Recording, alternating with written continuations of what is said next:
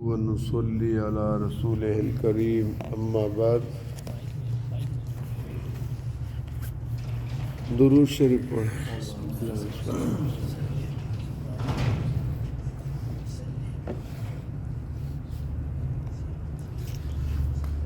مرزائیت یعنی قادیانیت کی تمام تر بنیاد دجل اور فریب پر ہے، دھوکے پر ہے. چنانچہ وہ مسلمانوں کو مختلف طریقوں سے وہ دھوکے دیتے ہیں. الحمدللہ آپ کے علم میں بات لاؤں کہ کثیر تعداد میں قادیانی مسلمان ہو رہے ہیں الحمدللہ. ابھی ہماری کانفرنس تھی تو میں نے مولانا اللہ حسین صاحب سے کہا کہ اسلامی تاریخ کے اندر جتنے بھی فتنے اٹھے ختم نبوت کے حوالے سے، تو ان میں سب سے بڑا فتنہ یہ قادیانیوں کا ہے جو 146 سال سے ہم بھگت رہے ہیں. تو حضرت نے بڑی عجیب بات کہی کہ ٹھیک ہے ان کی پشت پہ حکومتیں ہیں، یورپین لوگ ہیں، خود یہاں پر یعنی آپ اندازہ کریں ہندوستان کا جو ضلع گرداسپور تھا جب تقسیم ہو رہی تھی تو اس کو پاکستان کو ملنا تھا. اگر وہ پاکستان کو مل جاتا تو آج مقبوضہ کشمیر بھی ہمارے پاس، اس لیے کہ ہندوستان سے کشمیر کے لیے ایک ہی راستہ ہے گرداسپور کے ذریعے. ہمارے یہاں کا جو ظفر اللہ تھا وزیر خارجہ جو بنا بعد میں، اس نے وہ قادیانی تھا، بعد میں وزیر خارجہ بن گیا. اس نے کہا کہ نہیں گرداسپور کو ادھر ہی رہنے دیں. آپ اندازہ کریں.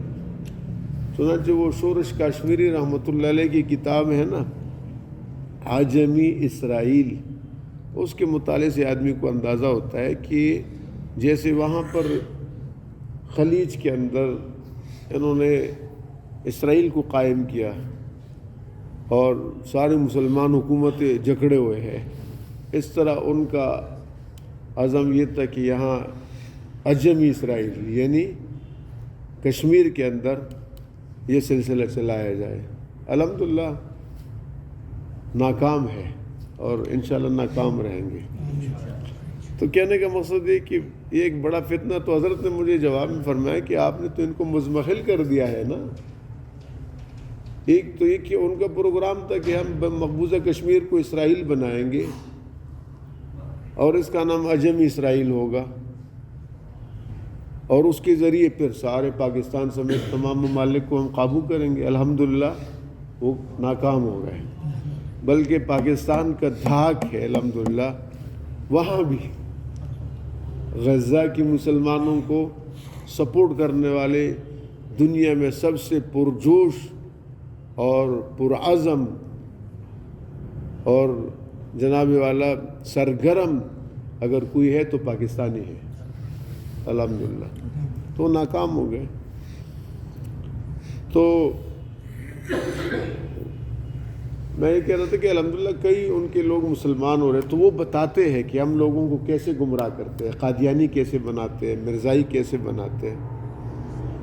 چنانچہ ان حربوں میں ایک حربہ ہم آپ کے سامنے ذکر کرتے ہیں کہ عام سادہ لوہ مسلمانوں کو وہ گمراہ کس طرح کرتے ہیں. چنانچہ وہ مسلمانوں کو دھوکہ جو دیتے ہیں ان میں ایک بات یہ ہے کہ وہ کہتے ہیں کہ عیسیٰ علیہ السلام دوبارہ تشریف لائیں گے. ہم کہتے ہیں ہاں لائیں گے، یہ ہمارا عقیدہ ہے، یہ ہمارا ایمان ہے، قرآن و حدیث سے ثابت ہے. ہم نے آپ کو بتایا 100 سے زیادہ احادیث سے ثابت ہے، 30 صحابہ کرام سے روایتیں منقول ہیں. تو وہ کہتے ہیں کہ جب وہ دوبارہ تشریف لائیں گے تو آپ بتاؤ. اب وہ آپ سے سوال کریں گے کہ پھر عیسیٰ علیہ السلام جب دوبارہ آئیں گے تو نبی ہے یا غیر نبی ہوں گے؟ اب آدمی سر پکڑ لیتا ہے کہ کیا جواب دوں. اگر نبی کہے تو کہتے ہیں حضور کے بعد نبی آئی ہے نا، تم کیسے کہتے ہو حضور کے بعد کوئی نبی نہیں آئے گا؟ اعتراض سمجھ گئے؟ اگر آپ کہیں گے کہ نہیں نبی نہیں ہوں گے وہ غیر نبی ہوں گے تو پھر اعتراض کرتے ہیں کہ آپ عیسیٰ علیہ السلام کو جس کو اللہ نے نبی بنایا تھا، اب آپ کہہ رہے ہو نبی نہیں ہوں گے تو آپ نے نبوت سے ان کو معزول کر دی ہے، ان کی بے عزتی ہے. دونوں طرف سمجھ گئے نا. اس لیے اس سوال کا جواب ضروری ہے جو آپ سمجھ جائیں۔ عیسیٰ علیہ السلام آئیں گے، آسان لفظوں میں پہلے سمجھے، عیسیٰ علیہ السلام آئیں گے، وہی بنی اسرائیل کے نبی ہوں گے، ان کے نبوت کا وہی مقام ہوگا، مگر یہاں جب آئیں گے تو شریعت محمد رسول اللہ کی چلے گی، بس اتنی سی بات ہے، واضح بات ہے۔ اور میں نے آپ کو پچھلی کسی درس میں یہ مثال دیا تھا کہ پاکستان کا وزیر اعظم مثلاً آج کل شہباز شریف صاحب وزیر اعظم ہے۔ اب شہباز شریف صاحب ہندوستان جائے، ترکی جائے، یورپ جائے، جدھر جائے تو ان کو وہاں کون سا پروٹوکول ملتا ہے؟ بولے، وزیر اعظم کا کون سا پروٹوکول ملتا ہے؟ مگر وہاں آرڈر ان کا نہیں چلتا، بس اتنی سی بات ہے۔ وہ کیا جب وہ کسی ملک جاتے تو وزارت اولیاء کے منصب سے فارغ ہوتا ہے؟ نہیں، وزیر اعظم ہوتے ہیں، اس لیے کہ اسی بنیاد پر تو ان کو پروٹوکول ملتا ہے کہ وزیر اعظم آ رہا ہے۔ بات سمجھ گئے؟ وزیر اعظم آ رہا ہے۔ اور یہی وجہ ہے کہ عیسیٰ علیہ السلام کو بھی پروٹوکول ملے گا، لیکن پہلی نماز وہ امام مہدی کی پیچھے پڑھیں گے۔ امام مہدی مصلی سے پیچھے ہٹیں گے تو کہیں گے نہیں آپ لوگ حق ہیں، تو پہلی نماز امام مہدی کی پیچھے پڑھیں گے، اس کے بعد 40-42 سال جتنا عرصہ وہ زندہ رہیں گے خود ساری نمازیں پڑھائیں گے۔ لیکن اب کی شریعت میں جو ان کی 2 یا 3 نمازیں فرض تھی اس طرح نہیں ہوگا، وہ فجر کی نماز 2 رکعت فرض پڑھائیں گے، ظہر کی نماز 4 رکعت فرض پڑھائیں گے، عصر کی نماز 4 رکعت فرض پڑھائیں گے، مغرب کی نماز 3 رکعت، عشاء کی 4 رکعت فرض۔ کلمہ عیسیٰ کا نہیں، محمد رسول اللہ کا پڑھیں، بس یہ ہے بات۔ جیسے کوئی وزیر اعظم جائے تو وہاں کے قانون کو فالو کرتا ہے، حالانکہ ہوتا ہے وزیر اعظم۔ یہ آسان لفظوں میں۔ اب آپ علمی بات سمجھیں۔ علامہ محمود آلوسی رحمۃ اللہ علیہ ہمارے بڑے بزرگ گزرے ہیں، اور ان کی تفسیر روح المعانی بہت شاندار تفسیر ہے۔ وہ کہتے ہیں وَكَوْنِي خَاتِمُ الْأَنْبِيَاءِ اَيْ لَا يُنْبَأَ أَحَدٌ بَعْدَهُ وَأَمَّا عِيسَىٰ مِمَّن نَبِيٍّ قَبْلُهُ۔ فرماتے کہ آپ صلی اللہ علیہ وسلم خاتم الانبیاء ہے۔ خاتم الانبیاء ہونے کا مطلب یہ ہے کہ آپ کے بعد کوئی ماں کسی نبی کو نہیں جنے گی۔ یہ ہے نقطہ، سمجھ گئے؟ آپ کے بعد کوئی ماں کسی نبی کو، اور عیسیٰ علیہ السلام تو جنے ہوئے ہیں، وہ تو نبی تھے نا، تو وہ جب آئیں گے تو وہ تو پہلے سے نبی تھے۔ ختم نبوت کا مطلب یہ کہ اب کوئی نیا نبی نہیں آئیں گے۔ بھی قرآن پاک کی 114 صورتیں ہیں۔ کتنی صورتیں ہیں؟ آخری صورت کون سی ہے؟ سورۃ الناس۔ ہمارے حافظ اور قاری حضرات جو بچوں کو پڑھاتے ہیں نا، تو الحمد اور الف لام میم سے نہیں پڑھاتے، پیچھے سے شروع کراتے۔ ایسا ہے؟ پیچھے سے پڑھتے ہو نا، یہ بچے بیٹھے پیچھے سے شروع کراتے ہیں۔ اب اگر کوئی آدمی سورہ والناس کو اٹھا کر 20ویں پارے کے ساتھ رکھ کے، سورہ بقرہ کو اٹھا کے سورہ یاسین کی پیچھے رکھ کے کوئی ترتیب ایسی بنا لے، بدنیتی کی وجہ سے نہیں، کوئی امتحان کے لیے یا کسی بھی غرض سے، صورت کتنی رہے گی؟ بولے، سورہ ناس کی جگہ سورہ بقرہ ادھر لگائے، سورہ اخلاص کو لے جائے وہ وَعْلَمُوا کے آگے لگا لے، صورت کتنے ہوگی؟ بولے بھائی۔ اور اگر کوئی آدمی اپنی کوئی صورت بنائے اور وہ ڈالے تو اب تعداد بڑھ گئی، 114 سے کتنے ہو جائے گی؟ یہ غلط ہوگا، یہ غلط ہوگا، ٹھیک ہو گیا نا؟ تو لہٰذا خاتم النبیین کا مطلب یہ کہ نبی کی جو نبیوں کی تعداد ہے نا 1,24,000، جن میں 313 رسول ہے، 1,24,000 میں کوئی اضافہ نہیں ہوگا۔ مرزا اگر عیسیٰ علیہ السلام آئے، یہ نقطہ سمجھ لینا، بڑا آسان ہے۔ اگر عیسیٰ علیہ السلام آئے، سکندر صاحب، تو نبیوں کی تعداد 1,24,000 ہے۔ کتنی ہے؟ 1,24,000۔ اگر عیسیٰ علیہ السلام آئے تو نبیوں کی تعداد جو 1,24,000 ہے اس میں اضافہ ہوگا؟ بولے، نہیں ہوگا۔ اور اگر مرزا غلام قادیانی کے میں نبی ہوں تو پھر تعداد میں اضافہ ہوگا، یہ غلط ہے، ٹھیک ہو گیا؟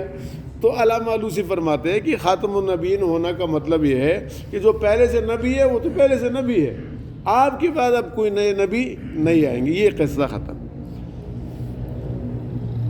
ایک ہمارے پاس حدیث کی بڑی، کہ میرے پاس بھی ہے 18 جلدوں میں حدیث کی، اتنی بڑی بڑی جلدیں ہیں، اس کا نام ہے کنز العمال۔ کنز کا معنی خزانہ، اور عمال مزدور کو کہتے ہیں، مزدوروں کے لیے خزانہ، مطلب جو لوگ دین کے طالب ہے ان کے لیے کیا ہے؟ خزانہ۔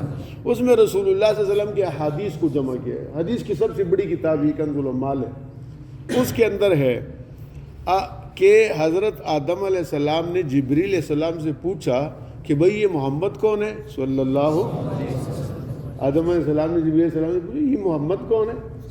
وہ لکھا ہوا تھا لا الہ الا اللہ محمد الرسول اللہ، یہ محمد کون ہے؟ حضرت جبریل علیہ السلام نے کہا آخر ولدک من الانبیاء، سبحان اللہ، آخر ولدک من الانبیاء، یعنی آپ کی اولاد میں جتنے نبی آئیں گے، آپ کی اولاد میں، تو نبی سب کس کے اولاد ہے؟ آدم ہے، تو آپ کی اولاد میں جو انبیاء ہے ان میں آپ کا آخری بیٹا محمد رسول اللہ۔ یہ جبریل علیہ السلام نے آدم علیہ السلام کو ارے بھائی مسئلہ واضح ہو گیا نا؟ بولے بھائی سب سمجھ گئے یا نہیں سمجھ گئے؟ ٹھیک ہو گیا؟ چلے اس کے بارے میں اور بھی کچھ تفصیل ہے پھر انشاءاللہ بتائیں گے۔ اللہم صلی وسلم بارک علی سیدنا مولانا الحمدللہ رب العالمین۔ یا کریم ان ساتھیوں کا بیٹھنا قبول فرما، حضور پاک صلی اللہ علیہ وسلم کی شفاعت نصیب فرما، حضور کے تحفظ ختم نبوت کے لیے ہم سب ہماری اولاد نسلوں کو قبول فرما، یا رب اپنے نیک بندوں میں شامل فرما۔ یہ جتنے ساتھی بیٹھے ہیں محبت سے بیٹھے ہیں، حضور کے ختم نبوت کے ساتھ عقیدت کے جذبے کے ساتھ بیٹھے ہیں، یا اللہ ان کے تمام خطاؤں کو معاف فرما، یا اللہ سب کو تقوی کی زندگی نصیب فرما، راحت اور اطمینان والی زندگی نصیب، عافیت والی زندگی نصیب، مالی تنگ دستیاں دور فرما، حضور کے ختم نبوت کے صدقے رزق حلال وافر مقدار میں عطا فرما، اولاد کی خوشیاں نصیب فرما، اولاد کو نیک بنا، دیندار بنا، قرۃ العین بنا، آنکھوں کی ٹھنڈک بنا۔ یا کریم جو بیمار ہے ان میں، گھروں میں، عزیز و اقارب میں، سب کو صحت عطا فرما، ان کے والدین متعلقین عزیز و اقارب جو دنیا سے گئے سب کی مغفرت فرما، یا اللہ ہمارے اس فیض کو جاری فرما، یہاں کے فیضان کو چاردانگ عالم تک پہنچا دے، ان قادیانی اور اہل کفر کو یا کریم ہدایت نصیب فرما، اگر ان کی ہدایت مقدر میں نہیں تو چن چن کر ہلاک فرما، اور یا اللہ پاکستان کو بالخصوص ان فتنہ پردازوں سے اور گمراہ فرقوں سے اور بددین لوگوں سے اور ملک دشمن لوگوں سے اور اہل اسلام کے ساتھ دشمنی کرنے والوں سے اور مسلمانوں سے عداوت رکھنے والوں سے پاکستان کو پاک فرما، ہم سب کا آخری خاتمہ بالایمان پر صلی اللہ